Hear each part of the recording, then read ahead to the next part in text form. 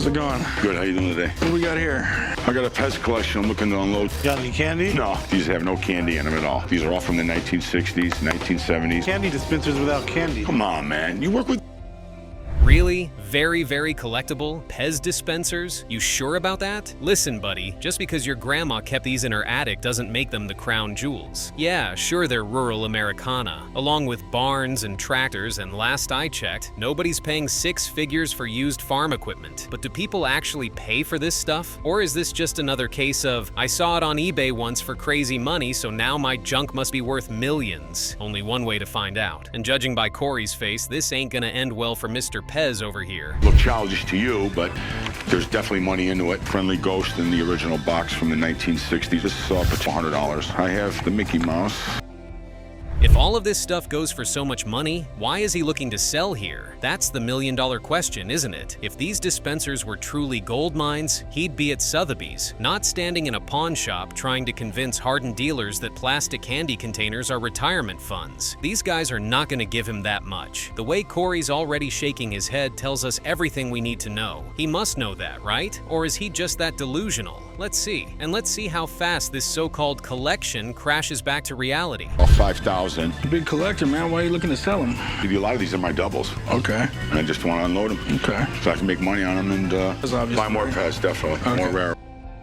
That makes sense. Of course it does. This is business, not Fantasyland. Corey knows he needs to get an almost perfect deal to be able to sell these things. There's no magic here. If he pays retail, he makes nothing. And this isn't a charity. If he doesn't get them really cheap, there is no point doing business. So now the question is, will this seller wake up and smell the coffee, or is he gonna double down? What's going to happen? The tension's thicker than the dust on these old dispensers. Let's see. $2,500 for them. I had to grab it somewhere else. I'll offer you $1,000, my friend. Just because I gotta resell them? You could put these on the internet and definitely make your money back on these. Well, man, I'm not looking to break even at all. The internet, next thing you know, I'm competing with 5 other guys selling. I understand that, but these 3 pieces alone are a Gino. Give me $2,000, man. $1,000 is what I can do. Fine. All right, buddy, get out of here, man.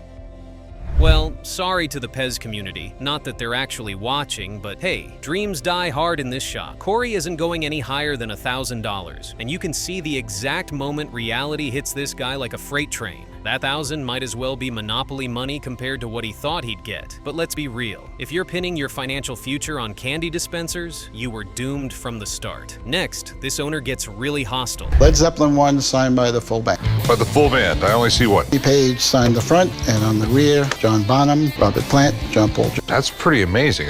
Led Zeppelin signed an entire album. And the leader of the band refused to sign the back. This has all the hallmarks of a great deal. First, it is an album signed by Led Zeppelin. Second, there are only like 24 records in the world signed by the full band. Just think about it. A piece of rock history right in front of us. Fans would lose their minds over this. Yet, while it sounds like a collector's dream, one question keeps creeping in. How real is this signature? What next? This is really amazing. Is one of the greatest rock and roll bands. Every one of their albums was in the top 10, and 6 of their albums were #1. Signatures on an album, if this is real, I probably won't want to put it in the store. I want to bring it. And look at that! Rick is really excited for the album, and he wants to buy it to bring it home. You can see the glint in his eye. He's imagining the resale value already. But hold on, we've been here before. Excitement doesn't always mean profit. First, we need to get some background info on this merchandise. How much does the owner want? How much do you want for this? 20 to 1,000. As far as Led Zeppelin collectors, this is the holy grail to Led Zeppelin items. My huge concern on this, we got Jimmy Page on the wrong side. But gonna find something like this. Everything looks good. The owner says he has had the signature checked out independently, but Rick knows the game. Just because someone claims it's been authenticated doesn't mean it actually holds up. He's been burned too many times before. No way he's taking any chances. So, to cover his bases, he invites an expert to check for him. Stand an expert being brought in, I don't buy things that I have doubts about. It is what it is. Good to see you, man. How are you? Doing good. Good. How you doing? This is it. This is what I called you about. The greatest rock band of all time. Yes, they are. They're the guys who really, gave everybody else their inspiration. This is good news and bad news. The expert doesn't think our seller has the right album because of how rare it is to see all 4 signatures on one cover. I mean, it's like finding a unicorn in your backyard. Almost impossible. But if it checks out, this could be massive. Thousands of dollars in profit. We're on the edge here. Will everything check out? So the first thing I'm going to do, Rick, is look at it under magnification right there, ballpoint pen. And you take a look right here, oxidized, it's a little older. You know, you could tell, nice aged ink, got live ink on here. That's a great sign. The next thing I want to do is take a look at the examples I have on file. Signature is something I take a look at all the time. Would you look at that? It is all legit and is the real deal. You can feel the tension release as the expert confirms it. A signed album from Led Zeppelin, authenticated right before our eyes. So it should be a straightforward exchange from here on out, right? The only thing left? What is it even worth? Let's see. It's rare as hen's teeth, just really don't exist. The only thing that kind of bugs me a little is the one signature on front and the other guys on back. But with that said, I put this value up $10,000 to $12,000. And somehow our seller has managed to snatch defeat from the jaws of victory. The album is what he says it is, but it isn't worth $22,000. That's a brutal reality check. Turns out, all that excitement was for something worth barely half of that. Now the big question is, how does our seller take this news? And no, with all due respect, Absolutely. You know, I understand you're a signature person. You're not really a praiser. I actually take that. Okay. No, I actually see about 25 years, so I've seen a lot. I've seen a no, lot of autographs and totally material. understand. Get where you're coming from too, but at the same, I've seen plenty of these pieces. Done a lot of research on these through the. Okay. That must have hurt like a sucker punch. You can almost hear the wind knock out of him. What's going to hurt more is that Rick won't even offer $12,000. He would offer something a lot less because, let's be honest, he's not running a charity here. He's got to earn a profit. $8 grand for it. Sorry, we're, you know, again, miles apart. You know, I mean, what's your best price? my best price would be $17,500. This is history. Yeah, I mean, I'd go $8,500. I'm sorry. You know, Okay. I appreciate the offer. Hey, well, if you change your mind, come back. The offer. Have a nice day. Thanks for coming in. Me too. Well, you cannot say this seller doesn't believe in the value of his item. Despite the expert opinion and Rick's best efforts, he sticks to his guns. No haggling, no desperate pleading. He didn't get drawn into a negotiating battle with Rick. Instead, he just walked away. Good on him. Next, we have someone with a World Series ring. The Atlanta Braves 1995 World Series. Oh, that's a pretty cool year, man. In the 90s. Got there, and finally won World Series in 95. Little Bills of the 90s, man. They just couldn't pull it off. $13,000 for one ring? That is a lot of money. Seriously, think about it. You could buy a used car or even a whole jewelry collection for that price. But if this ring is authentic, he just might find a price close to that. It's a risky gamble, but when it comes to championship memorabilia, anything is possible. Is it worth it though? Let's see what happens next. I got it from a buddy of mine who needed the money, and I thought it'd be a good investment. 1995 World Champions. Turner, the staff member, he was the owner. Yeah, Ted Turner. And he issued it or gave it away. Make it worth more. Yeah, so this is one of the earliest flashy diamond championship rings to exist. It's a real piece of sports history. Bling before bling was even a thing. That is one reason why these rings can command a huge fee. But here's the catch. This isn't just any ring. It's a staff ring, not a player ring. That distinction could mean thousands of dollars difference. Corey knows how big that difference could be, but will the seller take it well? Let's see what Corey thinks. With it, my man. Yeah, I want to sell it. I'd like to get $13,000. 13,000, huh? Championship rings are one of my dad's favorite things. We make really good money when we sell them to sports collectors, so getting the price right can be tricky. You mind if I have a buddy come down and take a look? How come? I'd like to get the money and Now Corey wants to call an expert to see just how much this ring is worth. He knows that in the world of collectibles, details matter. The fact that it is a staff ring may force the expert to make a lower valuation than our seller expects, but you never know. Some collectors might still see value in the rarity alone. Yet what if the ring isn't even what they think it is? There's only one way to find out. World Series rings sell for tens of thousands, so I'm really excited to see what this ring. What concerns did you have with the ring? It's a staff ring. Okay. I know there's a huge difference in price between a staff ring Right. and Ted Turner's ring, which is kind of crazy. I mean, what do you think it might be? Wait, it is not even a staff ring? That's like thinking you're holding a diamond and finding out it's cubic zirconia. This seller is about to get really heartbroken when he finds out the real value of this item. It's a classic case of overestimating your treasure, and the fall is going to hurt. So what is it if it is not a staff ring? A salesman sample, they're provided to the team beforehand so they can get a look at the ring, see if they like it, approve it, and they make it from there. It's based on two main reasons. Number one, the inside of the band, it does not have the Jostens logo, and also it's issued to Turner, which is Ted Turner, the owner of the team. Ted Turner's not a guy that needs to his ring or sell it to come up with a few quick. There's no doubt that this is what we would call a... Wow, that clears it up nicely. Turns out, it's not even an authentic staff ring, it's just a salesman sample. Ouch, the value just dropped faster than anyone expected. So there is no doubt whatsoever that this is just a salesman sample, which might be worth even less than a staff ring. Imagine hyping it up in your mind for years, only to get this brutal truth. So how much is it really worth? Original box and everything, you're looking at around $2,000. All right. I was really disappointed. Some bozo off the street. I don't know where he's from. All of a sudden, he comes through the door. He's Mr. Expert on baseball. I don't know. I was really disappointed. Yeah, he is Mr. Expert on baseball because people pay him for that kind of stuff. This guy lives and breathes sports history. If anyone knows, it's him. Anyway, now that we know the likely worth of this ring, it's not looking good. What does our seller have to say? Well, you heard what my guy has to say. It's a salesman sample. I would offer you around $800. Oh, that's okay. And I'll just take it home. All right, my man, I appreciate it. Thank you. All right. I'm not bringing any more rings into. Okay, now, don't be salty. Just because you didn't get to sell this ring doesn't mean you cannot get to sell other stuff. It's all part of the game. Sometimes you win. Sometimes you realize you've been holding on to something way less valuable than you thought. Anyway, up next, we have someone who wants to sell a really special gun. Model 1894 Marlin. Like the nicest Marlin you could order out of the catalog, period. This is an amazing looking gun. I purchased this gun from a guy, believe it or not, who bought this gun when I was 14, and I didn't get this gun until about 5 years ago. So that's definitely a long chase. You don't see guns that custom, that old. This is probably the best of the best that you can.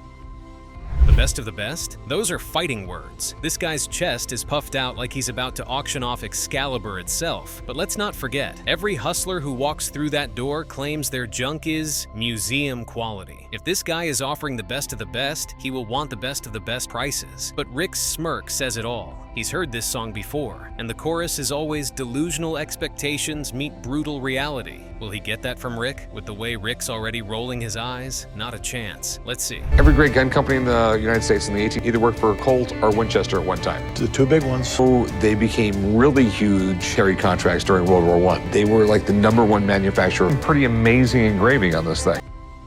9 extra features? Okay, this is a special gun. The seller's rattling them off like a late-night infomercial. Custom engraving, rare finish, matching numbers. But here's the problem. Rick's not buying a story. He's buying metal. But is it the sort of merchandise Rick will spend a fortune on? The way he's barely glancing at it tells us everything. There is only one way to find out here. And buddy, you might want to brace yourself. Just looking at this gun, you can tell a hell of a lot of time on it. I mean, this gun is top-notch. Right down from the gun to the amazing engraving. To say I'm interested would be an under. It's a great rifle. The action's still good. You had to have good eyes to look.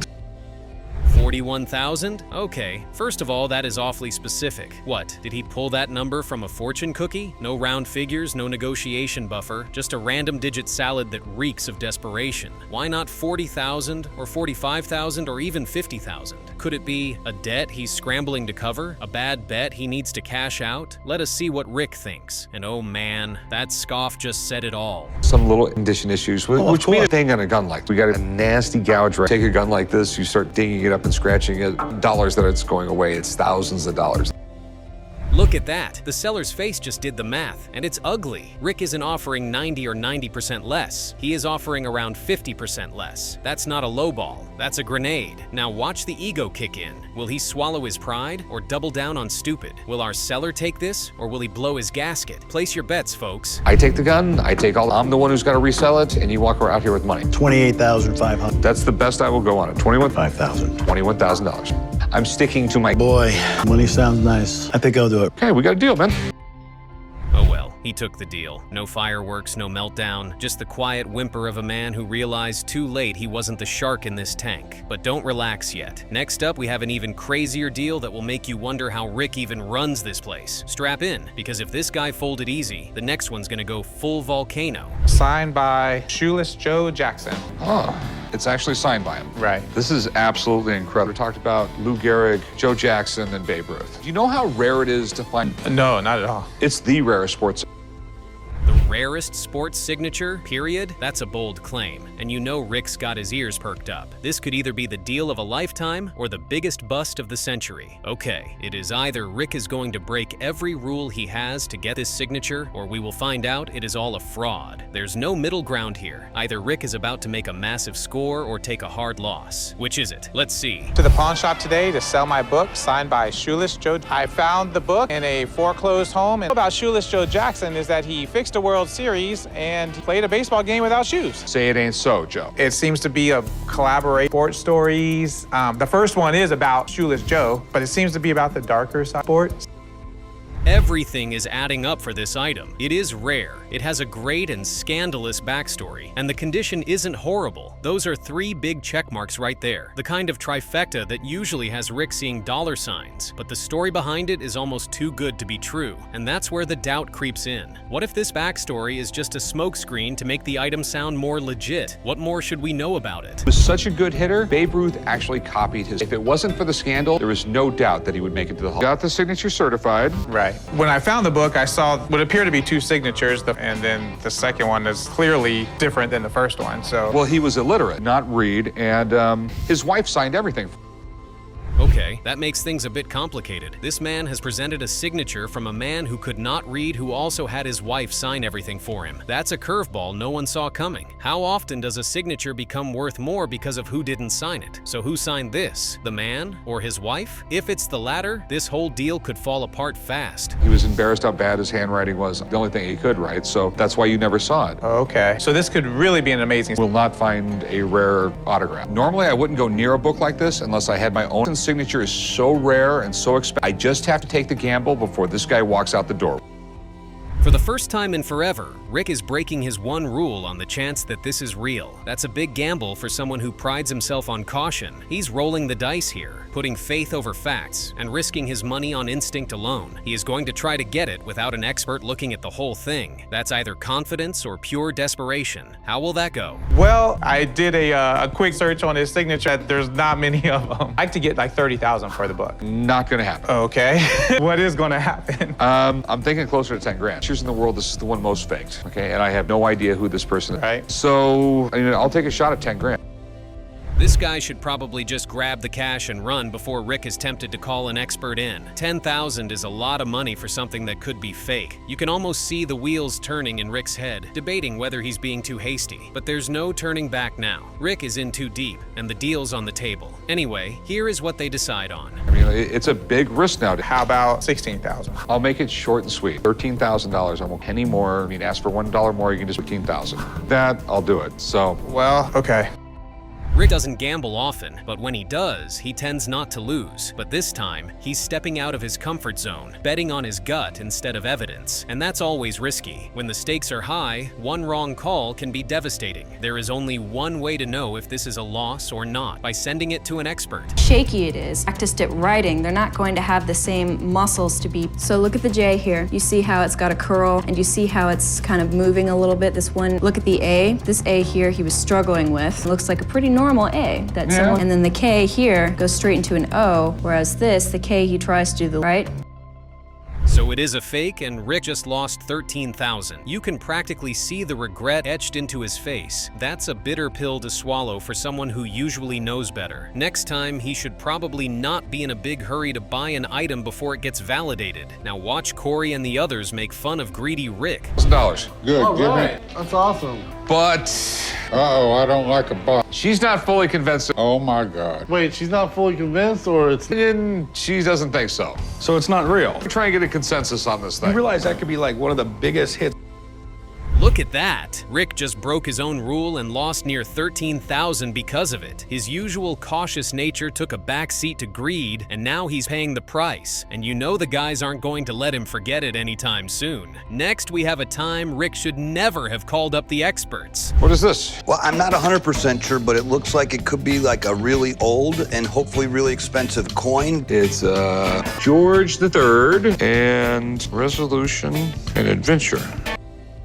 Okay, this looks like a very interesting coin. There's something about it that just feels significant, like it might be one of those hidden gems that everyone else has overlooked. But what makes this situation even more intriguing is the seller himself. He isn't coming in all fired up, claiming it's worth thousands or some life-changing amount of money. That's rare and refreshing. You have to wonder if he knows something Rick doesn't, or if he's just playing it cool. Either way, it's enough to make Rick pause. Let's see what Rick thinks. This is the guy who discovered Hawaii. Wow. Islands all over the Pacific. He mapped them all all out. He invented some really amazing mathematics that helped him navigate where they were going. Captain Cook was an amazing guy. Captain Cook was a naturally brilliant navigator. The maps he made of Newfoundland in the 1750s were so good.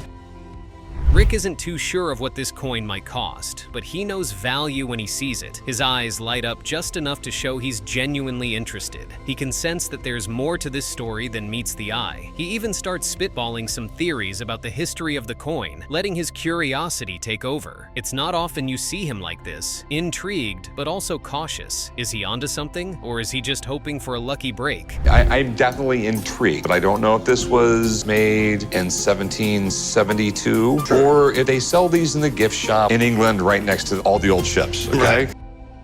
50 to 100 bucks? Rick would normally strike a deal for 30 bucks there and then. He's no stranger to taking quick risks, especially when the investment is small. But this time, something in his gut tells him to slow down. After all, he's been burned before, and he knows better than to get too eager. That's why he has a rule, which is to run this item by an expert. Maybe it is worth 30 bucks, maybe it is worth 0 bucks, or maybe it's worth way more than anyone could guess. Only one way to find out. Tried to capture Hawaiian. They objected and murdered him along with some of his top men. What do you think? This is really an historical item. They made 2,000 of these, but all of these went to Captain Cook, every single one of them in a cask, and he carried them on his journey. Wow. He was to give them out to local chiefs as tokens of esteem. Now that is a huge deal. Turns out, Rick's instincts were right on the money, and then some. The coin is actually going to be worth a lot more than 50 or 100 bucks. The expert's verdict is like hitting a jackpot, and you can see the relief on Rick's face. It's a good thing he didn't rush into a lowball deal earlier. This is why patience sometimes pays off big, and it gets even better. Who would go for it at auction? This one's actually in pretty good condition. Very nice looking piece. Has some of the original lighter brassy color to it. To me, it's about a $7,500 to $8,500 item. That's amazing. $75 to $8,500 for that? Yes. Wow. Would you look at that? This is one of those rare moments where Rick's cautious approach actually cost him. If only he had broken his rule like he did before and picked this up for $100. Now he's stuck negotiating with someone who knows the value of the item. It's a complete 180, from nearly scoring a bargain to having to pay top dollar. Timing really is everything, and Rick just missed the mark on this one. I'm gonna give you $5 grand for it. Hey, you know why I'm gonna give you $5 grand for it? Why? Because you owe it to me. Because remember, an hour ago, you wanted 50 bucks for it. Oh yeah, that's true. It's you just owe it to me because I just made you all this money. Well, I guess think about it. Think about it. It wasn't for me. You would have. You walked in any other place on the planet, they would have gave you your 50 bucks and they would have left. So I think $5 grand is a deal. Fair enough. Okay. Thank you. This seller has to be the luckiest man in the world. He walked in searching for maybe 50 bucks by selling his grandma's coin, and now he is walking out of the shop $5,000 richer. That is crazy luck, and Rick probably still regrets that he didn't get the coin for $50.